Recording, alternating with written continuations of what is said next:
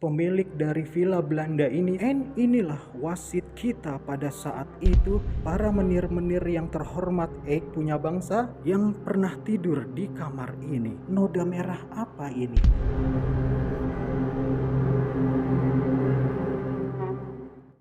Boska, datang lagi menemui Yei semua. Yei kira mati kan? Dan sekarang sudah ada di bekas villa zaman punya bangsa ketika menjajah Yei punya bangsa. And villa ini bersejarah untuk Yei semua punya bangsa karena di villa inilah terjadi sebuah perundingan yang menentukan masa depan Yei punya bangsa Indonesia.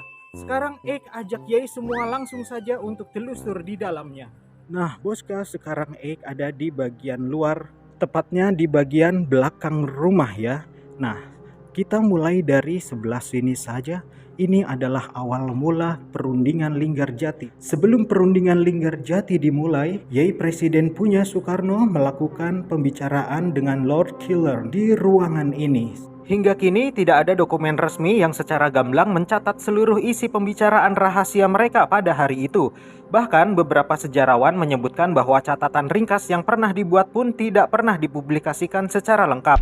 Namun banyak pihak meyakini bahwa pertemuan ini bukan sekedar basa-basi diplomatik, melainkan sebuah perundingan yang syarat tekanan politik.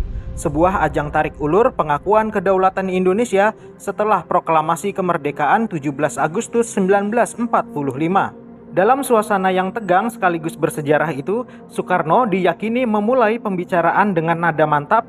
Beliau menekankan bahwa bangsa Indonesia tidak lagi ingin menjadi bangsa yang dikendalikan oleh bangsa lain. Proklamasi yang telah dikumandangkan bukan sekedar selembar kertas berisi pernyataan, melainkan hasil dari penderitaan panjang dan perjuangan tak terhitung jiwa.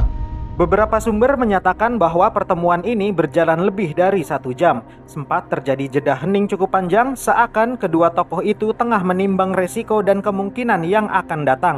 Para pengawal yang menunggu di luar hanya bisa menebak-nebak apakah pembicaraan ini akan menghasilkan langkah konkret atau justru buntu. Hingga kini tidak seorang pun bisa memastikan seluruh detail percakapan itu. Namun para peneliti sejarah sepakat bahwa intensitas diskusi dan keteguhan Bung Karno menjadi salah satu kunci yang mendorong pihak Inggris mulai mempertimbangkan posisi Indonesia sebagai bangsa yang telah menyatakan kemerdekaannya secara sah. Terakhir kita akan ke sana ya Boska. And sekarang mau ajak Yei semua ke arah depan karena di depan itulah ruangan yang paling bersejarah untuk Yei punya bangsa berada. Boska, ini adalah pintu utama untuk semua orang masuk ya, terutama tamu-tamu akan masuk ke ruangan ini. And ketika rumah ini masih menjadi hotel ya, semua tamu juga akan masuk lewat pintu utama ini. Lalu semua tamu akan menuju ke kamarnya masing-masing ya. And sekarang kita langsung menuju ke ruang tengah yang dimana di sini terjadi perundingan antara negara punya dengan Yei negara punya untuk menentukan masa depan dan Yei punya negara di masa depan. And sebelah sini ada ruang masuk ya untuk ke museum. Sebelah sana ada diorama tentang perundingan Linggarjati yang terjadi tahun 1946. And di sini masih ada lemari-lemari yang masih asli pada zamannya, juga kursi dan meja. And di sini ada piano ya. Ini juga piano masih asli punya. Ya, makanya untuk para pengunjung tidak disarankan untuk memegang apalagi memainkan ya. Nanti suaranya jadi kecapi and sulit. Nah, ini juga ada lemari atau rak ya. And sekarang nih mau ajak Yei semua untuk masuk ke kamar delegasi. Ini adalah kamar delegasi dan sekarang masuk ke kamar delegasi Yei punya bangsa Indonesia. Nah, delegasi Indonesia atau Yei punya bangsa ketika itu tidurnya di sini.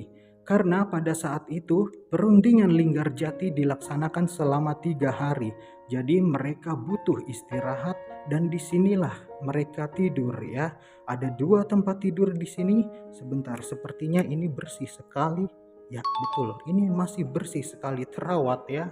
Dan juga di sini masih ada lemari yang terawat ya, bukan main. And di situ ada foto Tuan Os, pemilik dari villa Belanda ini sebelum perundingan Linggarjati ada. Inilah pemiliknya, Eik punya teman Meneer van Os sebagai pemilik dari villa Belanda ini. And di sini juga masih ada kursi dan meja yang masih terawat keasliannya ya. And juga di sini ada foto-foto bersejarah ketika perundingan Linggarjati dimulai atau setelah perundingan Linggarjati dimulai. And delegasi yang tidur di sini kalau mau bersantai atau keluar bisa langsung keluar dari pintu yang tersedia ini. Terbayang sudah bagaimana cantiknya dan bagaimana megahnya villa Belanda ini ketika menjadi hotel. Sekarang Eik mau ajak Yei semua untuk lanjut ke kamar berikutnya. And kamar berikutnya adalah kamar delegasi Eik punya bangsa, yaitu delegasi Belanda. Nah, ini adalah kamar dari delegasi Eik punya bangsa ketika melakukan perundingan Linggarjati. Mereka tidurnya di sini. Para menir-menir yang terhormat Eik punya bangsa beristirahat, sepertinya kamarnya agak sedikit lebih lebar karena di sini pun ada kamar tambahan. Nah, kalau Yei tidak percaya, lihat itu kamar tidur delegasi Belanda. Nah, disinilah kamar tidur tambahan untuk delegasi Eik punya bangsa. Ya, di sini juga masih ada 2 tempat tidur. And masing-masing ada bantal dan guling. Di sini juga ada tirai untuk menghalangi cahaya ketika siang hari. Mungkin dulunya tidak ada ya. Mungkin Eik juga kurang yakin karena biasanya untuk menghalangi cahaya bisa langsung dari horden-horden yang ada di sini. And di sana juga masih ada lemari pakaian. And juga dilengkapi meja dan kursi ya. Sangat cantik sekali, juga masih dilengkapi dengan foto-foto bersejarah ketika bangsa Eik masih bercokol di negara Yei punya. Nah, sekarang kita lanjut lagi untuk masuk ke kamar delegasi Indonesia yang ada di sebelahnya. Tadi kita sudah dari sana dan sekarang kita ke sana. Jadi kita langsung masuk saja.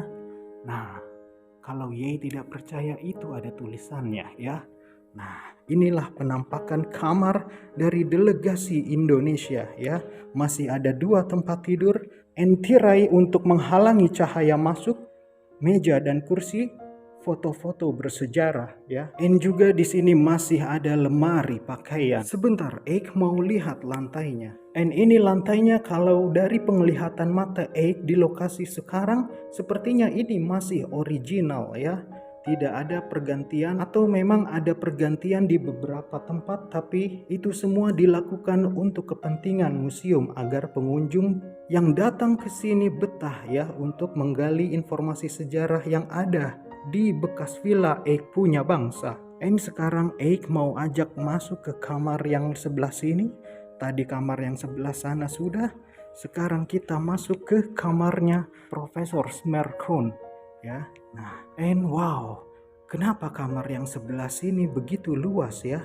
And juga langsung bisa tembus ke arah taman belakang rumah. And juga di sini masih ada meja dan kursi, tempat foto-foto bersejarah, 2 tempat tidur, and dilengkapi bantal dan guling ya. Juga ada tirai penghalang cahaya, and juga jendela ciri khas bangunan kolonial. And di sini juga masih ada lemari. Ini kawan Eik punya bangsa yang pernah tidur di kamar ini. Inilah kamar beliau ketika menginap di bekas villa zaman Eik punya bangsa ini ketika melakukan perundingan Linggarjati. Boska, sekarang kita langsung lanjut saja ke ruangan-ruangan berikutnya. Di sini sekarang kita keluar lagi untuk masuk ke ruang utama. Ini adalah meja untuk para delegasi Eik punya bangsa ketika melakukan perundingan Linggarjati. Kalau sebelah sini, ini adalah deretan untuk para delegasi Yei punya bangsa ketika melakukan perundingan Linggarjati. Jadi para delegasi dan ketua delegasinya duduk berhadap-hadapan. Setelah proklamasi Indonesia dikumandangkan, Indonesia merdeka tapi belum sepenuhnya bebas. Belanda datang kembali, kali ini dengan membonceng sekutu, membawa senjata, dan membawa ambisi. Mereka tidak menerima bahwa bangsa terjajah selama ratusan tahun kini berdiri sendiri. Presiden Soekarno dan Wakil Presiden Muhammad Hatta tahu bila ingin bertahan, Indonesia harus pandai memainkan strategi. Karena Belanda menekan dari luar dan rakyat menuntut ketegasan dari dalam, maka diplomasi menjadi senjata utama. Dikirimlah Sultan Syahrir, sosok muda, cerdas, dan disegani dunia internasional. Ia ditugaskan bukan untuk menyerah, tapi untuk membuat Republik tetap berdiri di atas kertas saat peluru-peluru tak lagi mampu menjawab segalanya. Dipilihlah Linggarjati, sebuah desa sejuk di lereng Gunung Ciremai, Kabupaten Kuningan, Jawa Barat. Bukan karena mewah, bukan karena tenang, bukan karena strategis, tapi karena simbol kenetralan. Di sebuah bekas villa milik keluarga Van Os yang kini menjadi gedung perundingan Linggarjati, dua pihak yang bermusuhan duduk satu meja. Mereka tidak saling percaya, tapi demi masa depan bangsa mereka berbicara. Dan sebagai penengah, Inggris mengirim Lord Killern, tokoh penting yang ingin mencegah konflik di Asia menjadi lebih luas. And inilah wasit kita pada saat itu, Lord Killern sebagai penengah atau mediator, bahasa gampangnya wasit ya. Berasal dari Inggris dan beliau duduknya ada di tengah-tengah sini. Indonesia menuntut pengakuan, bukan hanya diakui merdeka, tapi juga berdaulat atas tanah air sendiri. Tapi Belanda ingin Indonesia masuk Uni Belanda. Syahrir tahu ini tidak ideal, tapi jika kompromi tidak dicapai, Belanda akan menyerang dan Republik bisa hilang dari peta. Maka pilihan sulit pun diambil, berdiplomasi agar nyala kemerdekaan tetap hidup. Singkat cerita, tanggal 15 November 1946, perundingan Linggarjati disepakati. Belanda mengakui secara de facto wilayah Republik Indonesia meliputi Jawa, Madura, dan Sumatera. Republik dan Belanda sepakat membentuk Republik Indonesia Serikat. Republik Indonesia Serikat akan menjadi bagian dari Uni Belanda dengan Ratu Belanda sebagai simbol.